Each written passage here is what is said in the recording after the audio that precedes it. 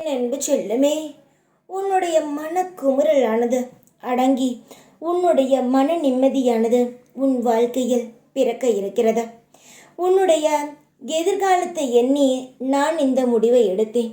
உன்னுடைய கவலை இப்படியே இருந்தால் உன்னுடைய உடலும் உன்னுடைய மனமும் வீணாகி போய்விடும் என்ற ஒரே ஒரு காரணத்திற்காகத்தான் நான் இந்த முடிவை எடுத்துள்ளேன்.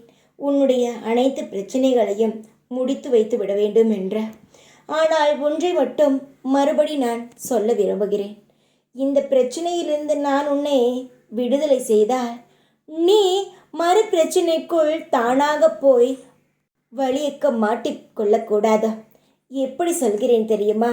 இப்பொழுது உன் வாழ்க்கையில் நடக்கும் பிரச்சனைக்கெல்லாம் காரணம் நீதான். இதை நீ ஒற்றுக்கொண்டாலும் சரி, ஒப்புக்கொள்ள விட்டாலும் சரி, நீதான் காரணம். ஏனென்றால் உன்னுடைய வாழ்க்கை என்பது தனியாக இருக்கிறது, மற்றவர்களுடைய வாழ்க்கை என்பது தனியாக இருக்கிறது. உன்னாலேயே உன் வாழ்க்கையில் கஷ்டங்களை தீர்க்க முடியாத நேரங்களில் உன்னால் முடிந்த உதவியை, அதுவும் தேவையில்லாத ஒரு நபருக்கு நீ செய்கிறாய். உதவி செய்யுங்கள் என்று நான் சொல்லியிருக்கிறேன்.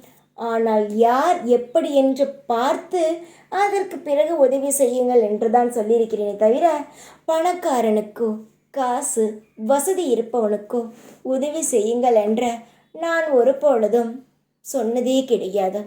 தேவையில்லாத ஒரு பிரச்சனைக்குள் உன்னை நீயே மாட்டிக்கொண்டு தேவையில்லாமல் நல்லவன் அவன் நமக்கு உதவி செய்வான், இப்பொழுது நான் உதவி செய்தால் எனக்கு பிறகு அவன் உதவி செய்வான் என்று நீ உதவி செய்யும் பொழுது தேவையில்லாத பிரச்சனைகள், அவனுடன் இருக்கும் பிரச்சனைகள் கூட உனக்கு வந்து மாட்டிவிடுகிறது.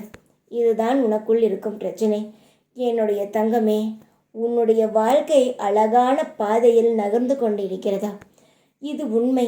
அந்த அழகான பாதையில் நீயும் நகர வேண்டும் தொடர்ந்து என்று நினைத்தால் யார் பிரச்சனைக்குள்ளும் நீ போகாமல் உன்னுடைய வாழ்க்கை, உன்னுடைய குடும்பம், உன்னுடைய குழந்தைகள், உன்னுடைய உறவுகள் என்று மட்டும் நினைத்த அந்த பாதையில் நகர்ந்து கொண்டு இருந்தால் உன்னுடைய இலக்கை நீ அடைந்து விடலாம். அதை விட்டுவிட்டு 3 பாதை பிரிகிறது. நான் எந்த பாதையில் போக வேண்டும் என்பது இன்னொருத்தவன் முடிவெடுத்து தான் நான் போக வேண்டும். இல்லை, ஒரு பாதையில் போய் நாம் சோதித்து பார்ப்போம் என்ன நடக்கிறது என்று நீ யோசித்தால் நீ சரியான போய்கொண்டிருக்கும் பாதையை விட்டு விடுவாய். அதனால் எப்பொழுதும் நேர் பார்வையாக இரு. எப்பொழுதும் திசை திருப்பாதை உன்னுடைய எண்ணங்களை. உன்னுடைய பாதையானது நேராக இருக்க வேண்டும்.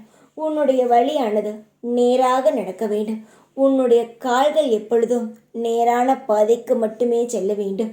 தேவையில்லாத விஷயங்களை உன் காதில் போட்டு உன் மனதுக்கு இழுத்து செல்ல வேண்டாம். உன்னுடைய பிரச்சனையே தலைக்கு மேல் இருக்கும் பொழுது மற்றவருடைய பிரச்சனையில் கலந்து கொள்ளாமல் இருப்பது உன்னுடைய உடம்புக்கும் உன்னுடைய வாழ்க்கைக்கும் நல்லது. உன் வாழ்க்கையில் நீ நன்றாக இருக்க வேண்டும் என்றால் உன்னுடைய வேலையில் மட்டும் நீ கவனமாக இரு.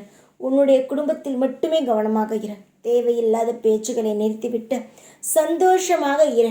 நான் இருக்கிறேன். நீ என் பேச்சை கேட்டால் நன்றாக இருப்பாய். உன் வாழ்க்கையும் அமோகமாக இருக்கும். தைரியமாக இரு. எப்பொழுதும் உன் கூடவே இருப்பேன் நான். ஓம் சாய்ராம்.